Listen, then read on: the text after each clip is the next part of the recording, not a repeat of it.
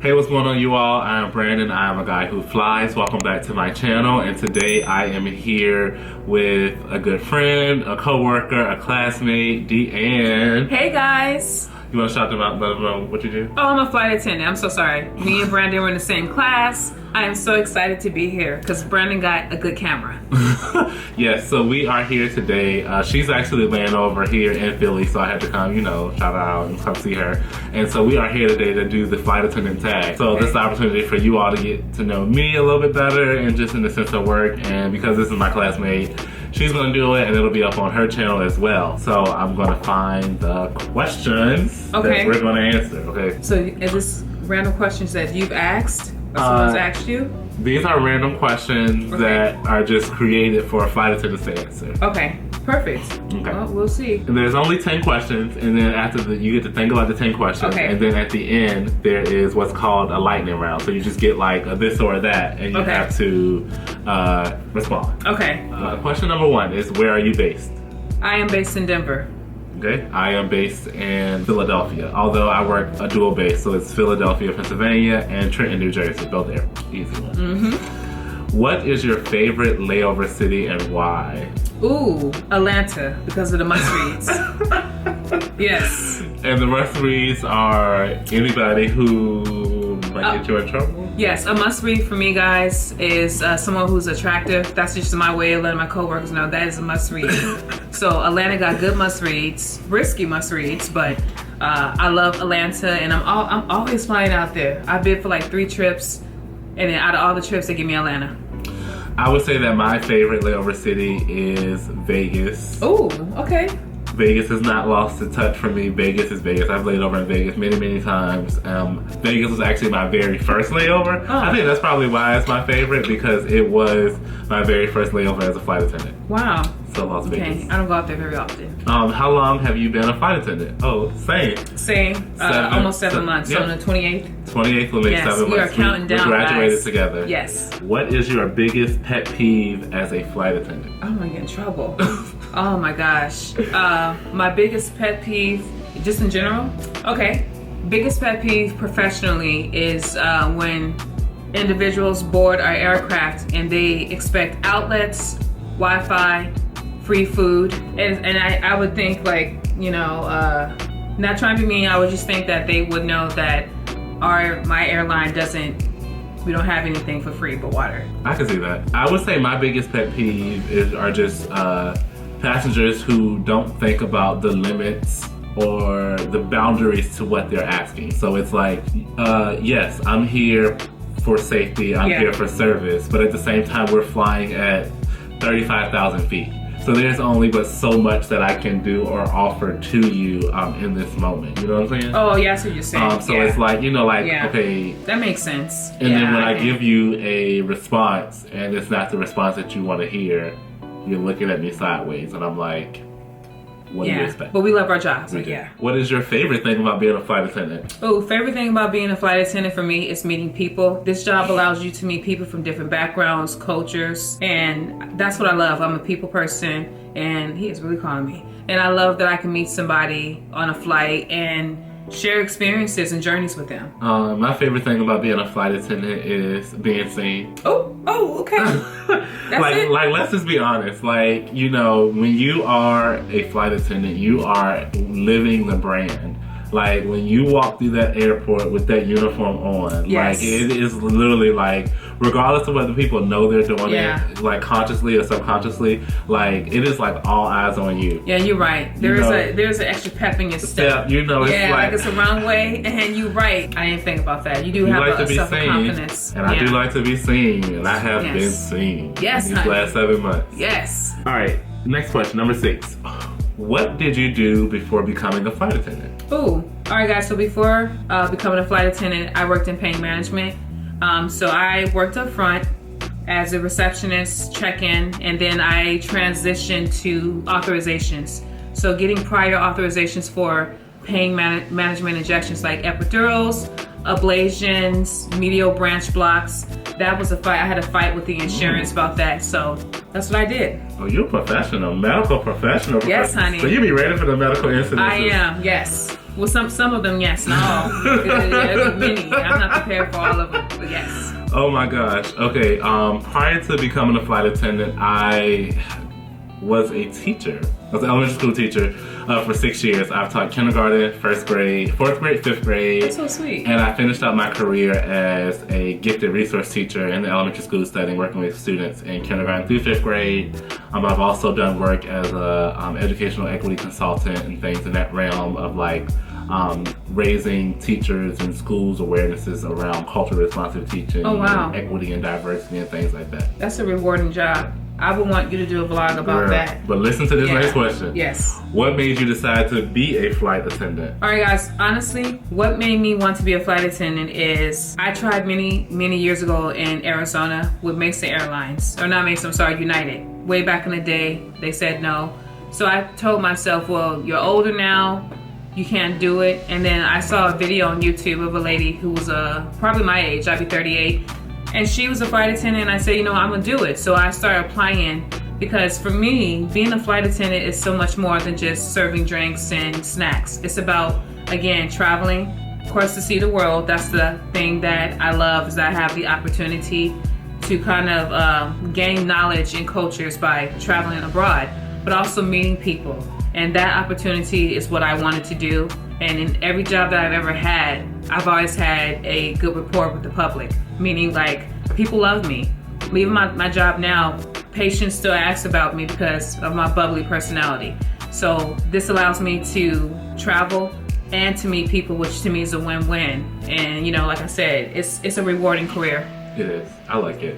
I think three reasons for me becoming a flight attendant. First, I wanted flexibility. So, like I said, I was a teacher. So, I mean, let's think about it. I literally worked Monday through Friday. Yeah. School started at 8:40. School ended at 2:25. And that was like my life. And it was like you work Monday through Friday. And school became very, very predictable, just in like the cycle of the calendars year after year. And I wanted more flexibility. I got tired of going to work every day. Like, let's just be honest. Yeah. Like, I wanted a job where I could make money, but I didn't have to go to work every day. Yeah. Secondly, I wanted a job that gave me access. Like, I love to travel. Like, any of my teacher friends can vouch for the fact that if there was a conference to go to, if there was any type of event or training to go to, I was there. I wanted to be gone. And I looked for every opportunity to do that. And this job literally gives you the opportunity to be gone. Like, literally, you're not at home every night when you do this job, unless you craft it so that it's that way. And then the last thing is fun. I mean, I think about a lot of people's like, why flight attendant? I'm like, well, because I have this list of 6 careers that I want in life, and I've checked off 2 of them, and I still have 4 to go, and so flight attendant was the next one on the list. And so I am like that true millennial that's like, oh, you know, they're gonna have like 4 to 6 careers in their lifetime. Yep, you're probably right. You know, like 6 years, like 3 to 6 years, I'm like, all right, it's time to switch up and do something else. But I honestly only want to do things that bring me joy. Yeah. And I feel like to sustain yourself at any job, you should be doing something that excites you. Like when you wake up in the morning, like, oh God, I gotta go to work. It's like, no, like, yes, let's do this. You know, let's get up. That's why, like, now granted, on some of those videos, some of my vlogs, I wake up at, you know, that alarm clock goes off at 4 or 5 in the morning. And I be looking real rough in the face, like, that's for any tired. job. Anyone who has but that comes with the territory. Yeah. But for the most part, when y'all see me, when I'm on board, it's like, yes, let's go, let's do this. And what do I always say? Let's go to work, because I'm excited about it. Number 8, what is one thing you must have on a layover? So what is... honestly, guys, water. I always carry a lot of water. Like, I love water. With most of our layovers in hotels, water's, of course, expensive. If they don't have free bottles like this one do, that I plan on taking, water to me is essential. I want to be hydrated. For me, one thing I must have on the layover. I'm gonna say my phone. Oh, well. Like, I gotta have my phone for multiple reasons. One, there are social media apps in there that, like, I use to kill time. But also I think about the fact that, let's FaceTime me right now. I also think about the fact that, like, with being a flight attendant, you are away from home. And this lifestyle can get super, super lonely. Yeah. He is really calling. Oh my God, somebody's calling.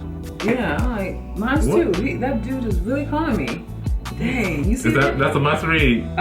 Well, no. That's That's a non-required. Yeah, non-publication on him. Let's see. Catfish. What is the most challenging thing about being a flight attendant? I think what you just touched on is that for me, you know, I want to date somebody.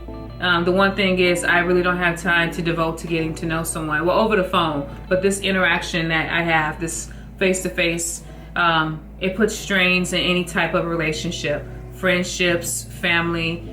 Some people will ask, well, why choose a career where you feel lonely? But we live out of our suitcase. You know, I'm in a different city here, or sometimes I'm on reserve, and it's depressing. Because my last job, Brandon, I was always working, doing overtime. I was constantly working, and there's days that I sit, even though I'm getting paid, I sit and do nothing, and it's like, I can't believe this is my life. But this is the career I chose. So for me, it's about the whole career and being lonely at the end of the day. Even if you have someone that you love, not being able to see your family, your kids, and your loved ones, that, especially during the holidays, it's depressing. I say for me, the most challenging part, something you just hit on, it's being on reserve. Like having to get through this hurdle of not knowing my schedule, having to exist on call. I've never had a job in my life where I was on call. This was my first time where it's ever like, you're basically salary. You're basically on salary. Like, your salary and you're guaranteed paid, but it's like, I didn't do this job to be just sitting at home. Like, I didn't sign up for this. Yeah. And I'm such a busybody. And so I'm, like you said, I'm used to being on the go. Like, let's get this money, let's get this bag. And so, all right, last question. Let's end on a good note. What advice do you have for new aspiring flight attendants? Your whole channel. Make sure you all go check out Deann Ford on YouTube, because our whole channel is new advice for new and aspiring flight attendants. Yeah, my advice would be, guys, is, you know, if at first you don't succeed, keep applying. Because you know my journey, I applied to a few airlines, they said no. My airline said yes. Don't be discouraged by the process, meaning like with some airlines, because they're so popular, you might apply 1 month and they may not get back to you for 6 or 7 months or sometimes a year. Don't be discouraged. Know that God closes one door, another one is open, and it's not the final be all say all. It's that you know what you're able to offer that airline, and believe in yourself. Be confident in your interview, whether it's a face-to-face or the video interview or phone interview. I've always been an advocate that if you can't show yourself, sell it. They can hear it in your voice. You know, just don't give up. That's the bottom line. Do not give up. Don't let one no stop you from ever pursuing this career. Trust me, you might get plenty of no's, but like I did, I got a yes eventually. I would say that my advice, 2 pieces of advice. The first advice is to save your money. Like, people say it all the time, save your money. Like, no, it is so important. Like, I took a pay cut to do this job. Almost close to like 50% pay cut to do this job, because I told you, I wanted to do something that I wanted to do. And so it was like, save your money. You need to go into this thinking, like, how many months of my expenses do I have in saving? Can I support myself with 6 months worth of expenses out of my savings? And then the second piece of advice for me is to be honest and truthful with yourself in terms of what you want out of this job.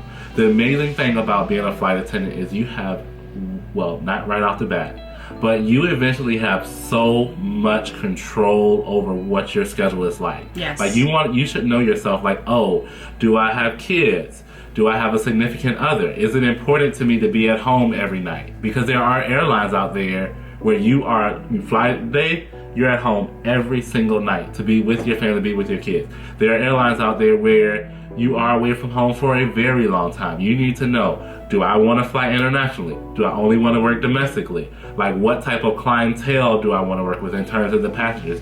Like, just be honest with yourself, and then that will really help you narrow down, like, what airline might be the best fit for you, because being at the right airline will make or break your experience as a flight attendant. Because you can be meant to be a flight attendant and you could start at the wrong airline, and it will sour your entire perception of it. Yeah, another thing too, piggybacking off what Brandon said, is do your research. And what I mean is every airline offers their own benefits. So always look at the reserve period, the pay, the basis. Scheduling. Yeah, the contracts. Ooh, just like I'm telling you guys, the contracts is really, really big. We've seen people not look into their contracts and they don't know what they're getting into. Do that. I mean, yeah, always do research just like you would about a restaurant, shoes, or anything like that, right? We're all about reviews and what's on Google and all these other reviewing sites. Do the same thing when it comes to your career as a flight attendant. Just make sure that the airline you're with is a good fit for you and what you stand for and what you believe in. Okay. So, It is now time for the lightning round. So, for this one... Oh, wow. Watch now on my layover. I love both of y'all. Oh, that's so sweet. It just came in. She left a comment. That's a yeah, good she's with us too. Oh, yes, yay. She is. So, this is the lightning round. Okay. So, it's basically like this or that. Okay. So, I'm going to ask you, a question, and then you just give me your response. And it's all stuff based on, like, flight attendants. So, it's all stuff that you've probably done. Okay. Okay. Do you prefer early shows or late shows for work? Ooh, gosh. Late shows. Yeah. Dress, skirt, or pants? It depends. It's cold in Denver. Now I got the dress, but I would say the pants. Pants? Yeah, the pants. Do you prefer to have a layover or just work a turn? A layover. Definitely. Short flights or long flights? Short flights. Service with the cart or hand service? Service with the cart. The A320 or the A321? Ooh. I would say the A320. Yeah, 21 is too big. Yeah, it's like it's not. You don't have personal space. You gotta go to the back. Yeah. Short trips or long trips? Short trips. Short trips. Well, when you say short trips, you mean like 2-3 days or 4 or 5 days? Oh, I like long trips. Long trips. I'm sorry. Trips. Yes. Okay, that's it. Now, what about you? You gotta ask yourself this. Okay, my turn. Okay, yeah, I'm gonna do the same thing. Act like you never heard these questions, friend. Okay, early shows or late shows? Late shows. Okay. Afternoon flight attendant. Dress, skirt, or pants? Okay, I can't answer that one, but I'll go for the top. I prefer the short sleeve over long sleeve. Okay, perfect. Layover or turn? Layover. Layover. All right, short flights or long flights? Long flights. Yes. Service with the cart or hand service? Hand service. Hand service, okay. A320 or A321? A321. A321, okay. Short trips or long trips? Long trips. Okay. Now, another thing you didn't mention, position-wise, you rather be in the front or be in the back? Put me in the front. Oh, and see, gosh, I like being in the back. And the only reason why is that the way our aircraft is set, passengers can hear your conversation. They can see what you're eating. The back, they can't. You got that jump seat, you know what I mean? Like, yeah. Penny, I mean, I'm not trying to be mean, but they are very observant, and they tell us you got to be cautious of what you talk about. We're over here gossiping, chit-chatting. Passenger hears everything that's going on. That's a possible complaint. So I like to be in the back. I prefer to be in the front because this first thing. You are cute. Yes, they are going to see you. First thing, and I don't know. It's something about being in the back where sometimes I feel like I'm just like trapped. Like especially when it's time to deplane and everybody, you gotta wait for everybody to get off. I'll be back there like. Right. Yeah. That's true. I like being in the back, guys, just because of that. Because like I said, they don't know. I mean, for me, one, I have control. I can see the whole galley as a whole, right? And then two, I got privacy a little bit. Yeah. I mean, because you ever sat down and you begin to eat, ding. You gotta get up, or someone is like, oh, what are you eating?